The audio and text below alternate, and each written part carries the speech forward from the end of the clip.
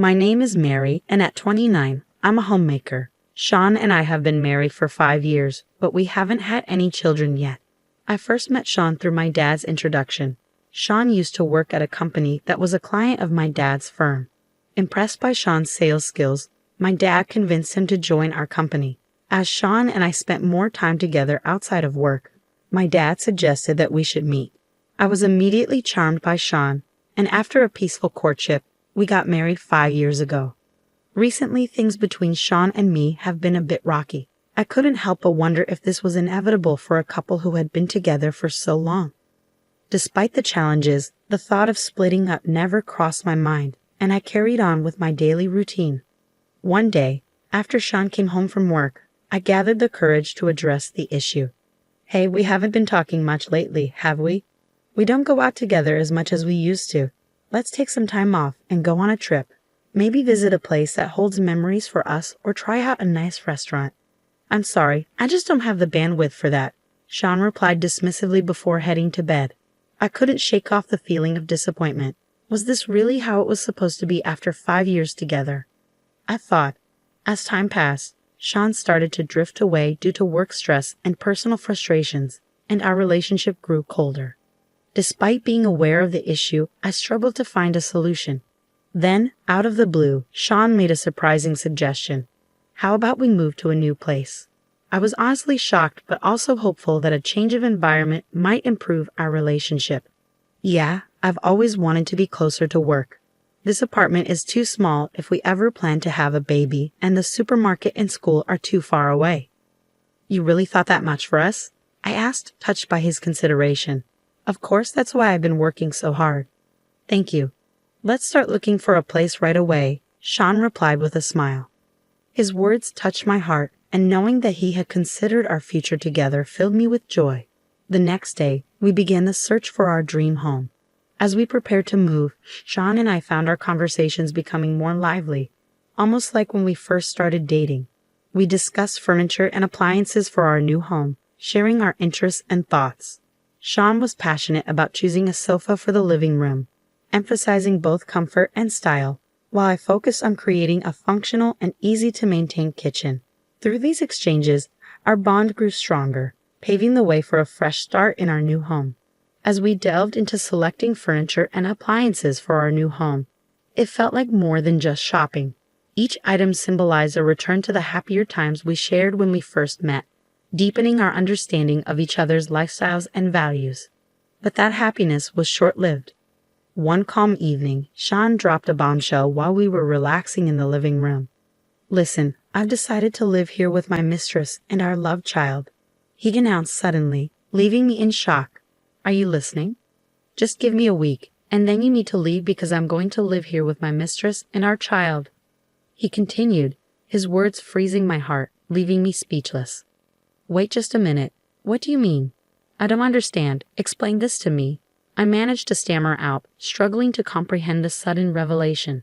Sean confessed that he had met his mistress at his workplace, where she was working part-time.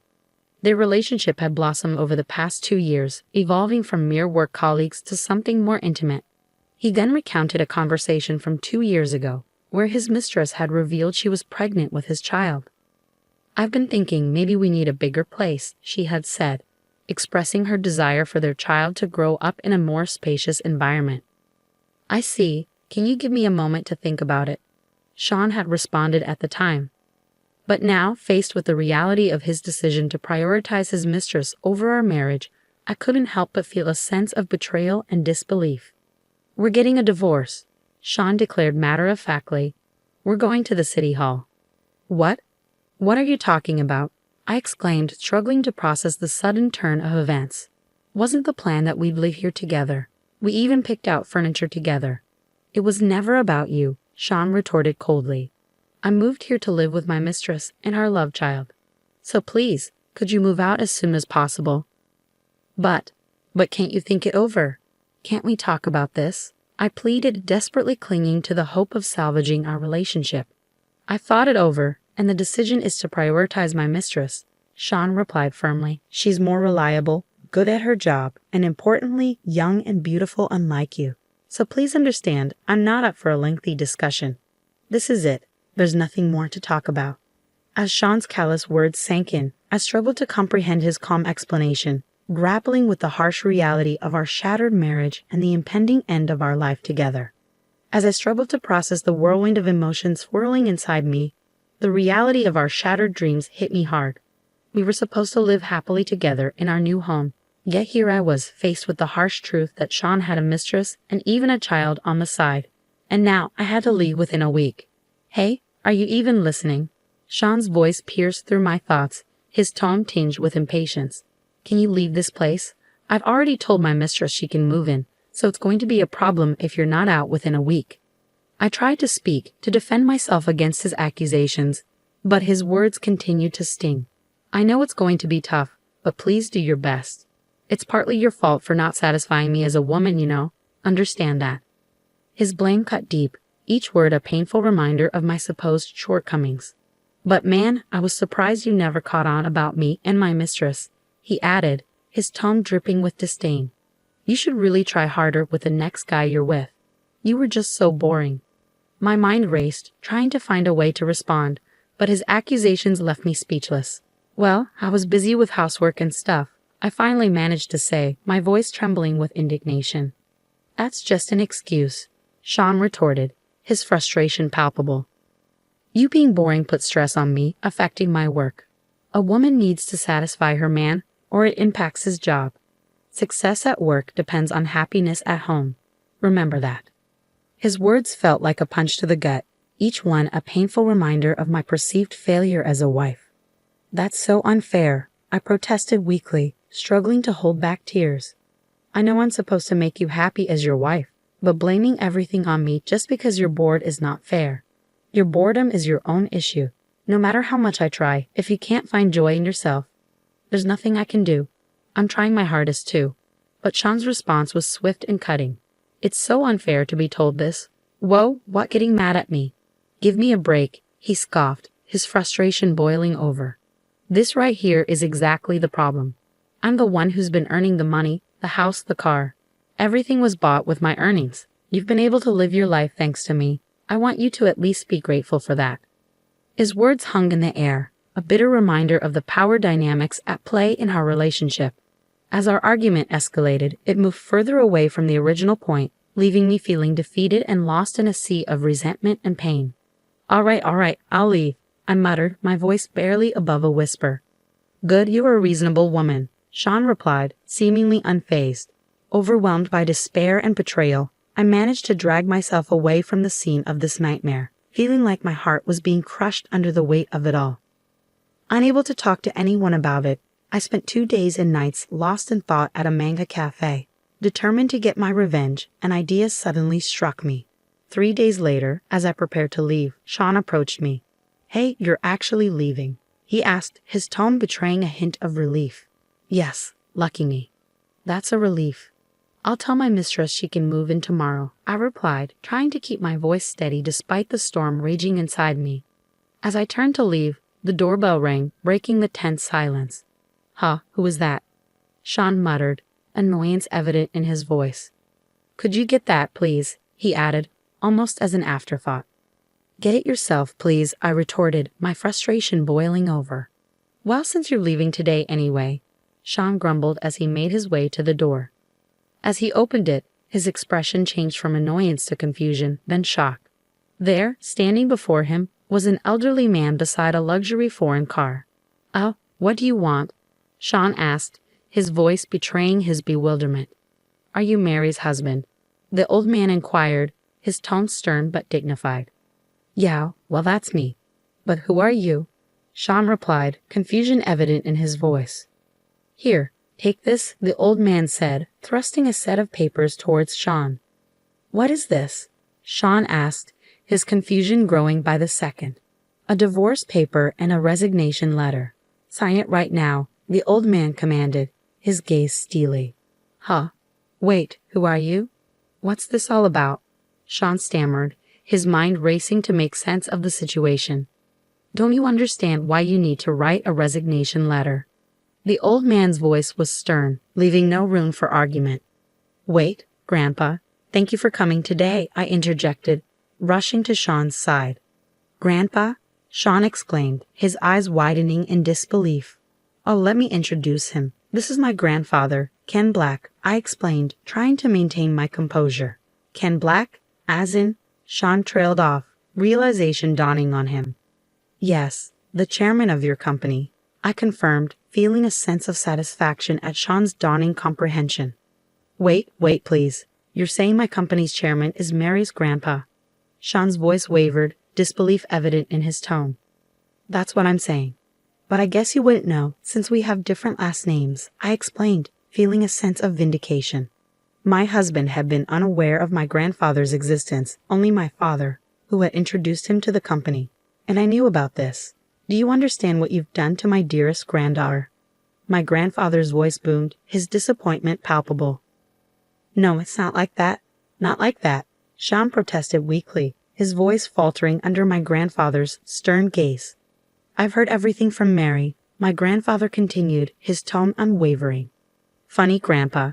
I mean, Mr. Chairman, I interjected, trying to lighten the tension. Sean held the pen over the 2 documents he had been forcibly handed by my grandfather, his hand trembling with uncertainty. Once you're finished writing, we're going to part ways, my grandfather declared firmly. Wait, Mary, there's more I need to say, Sean pleaded, desperation evident in his voice. I thought you wanted me to leave quickly, didn't you? I stood beside my husband as he wrote his resignation letter, never meeting his eyes and maintaining a cold demeanor towards him. He paused in his writing, letting out a deep sigh. His heart was filled with conflict, but he was also acutely aware of the depth of his wrongdoings. I had to struggle not to burst out laughing. I thought to myself, feeling a mixture of amusement and disgust. Sorry, I couldn't help it, Mary. I'm truly, truly sorry. Please, think it over. I take back what I said before.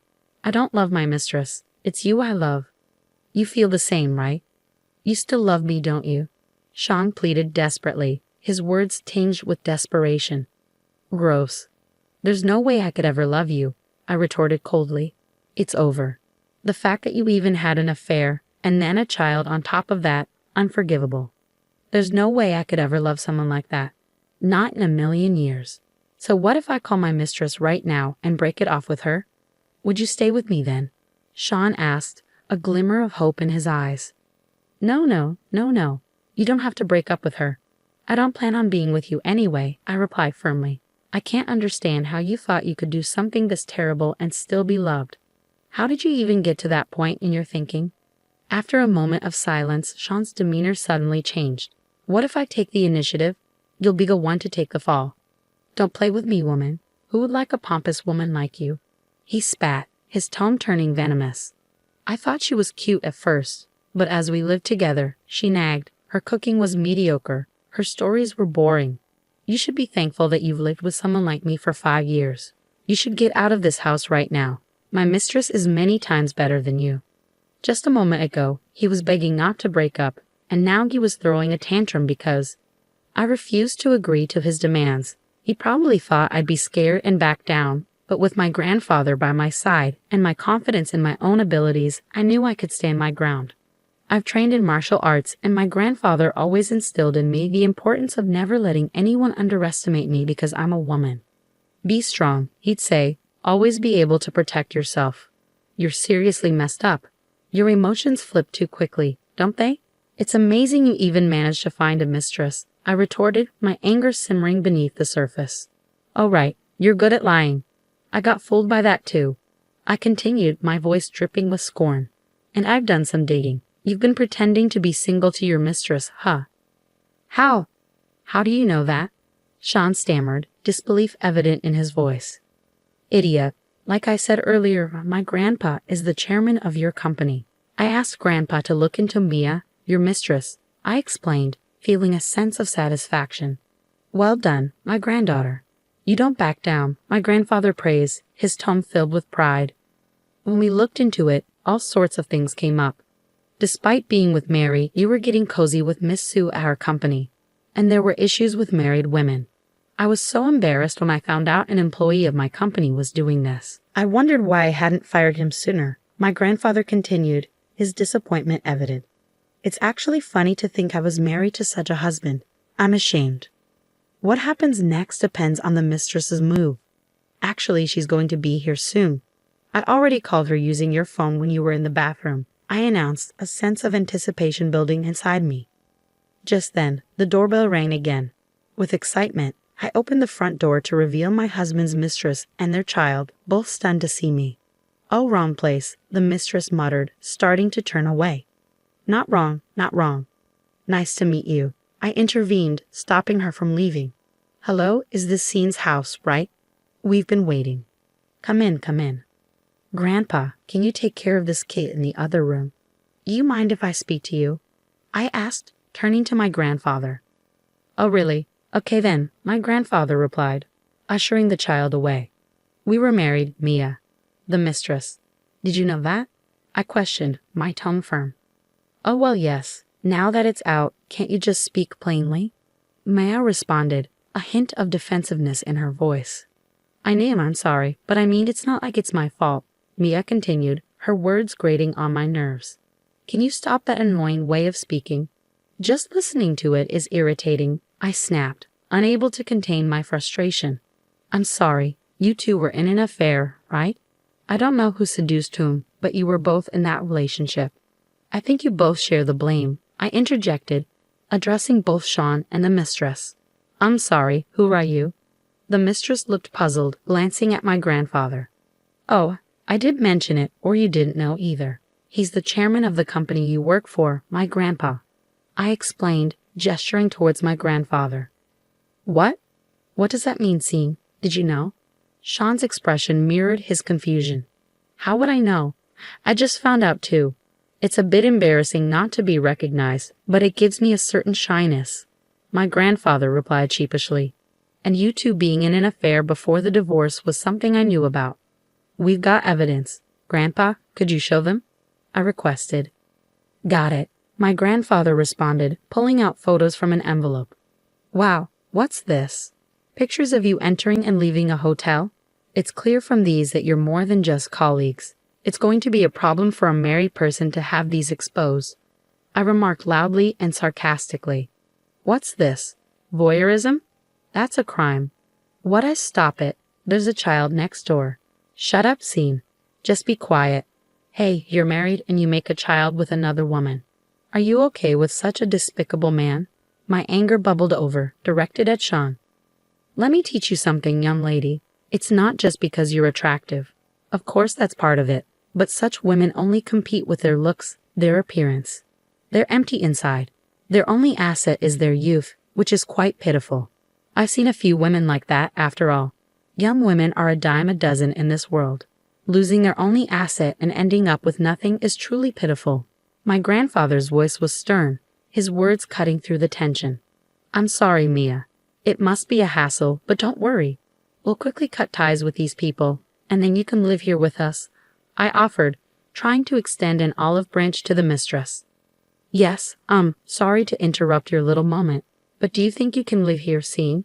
What do you mean? Which is it? What are you talking about?" I turned to Sean, confusion evident in my voice. "Don't you know? You had me sign the contract 5 years ago. Back then, you had no savings, right? It was strange, but now I get it. You were spending all your money on Mia. This place has a good location, it's new, and it has a beautiful view," I explained, my tone heavy with disappointment.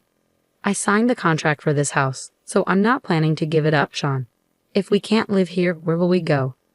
My place is a 1-room and too small. I've already told the landlord we're not renewing. What about Sean Jr.?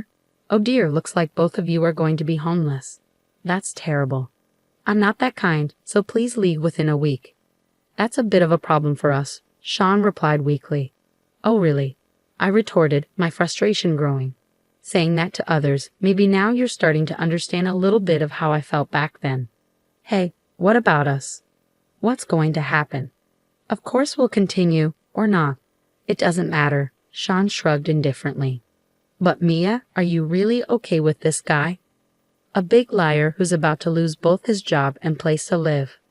I turned to the mistress, my voice tinged with disbelief. "What do you mean, lose his job?" Sean interjected hastily. "Hey, don't say any more," Mia urged, a hint of panic in her voice. "It doesn't matter to me, so I'll say it. It's going to come out eventually anyway. As I said before, the chairman of his company is my grandpa, and my dad introduced him to his current job. So he's been able to work there thanks to my grandpa and dad. Since he's treated me this way and we're breaking up, I have no obligation to him anymore. I'm thinking of getting him fired.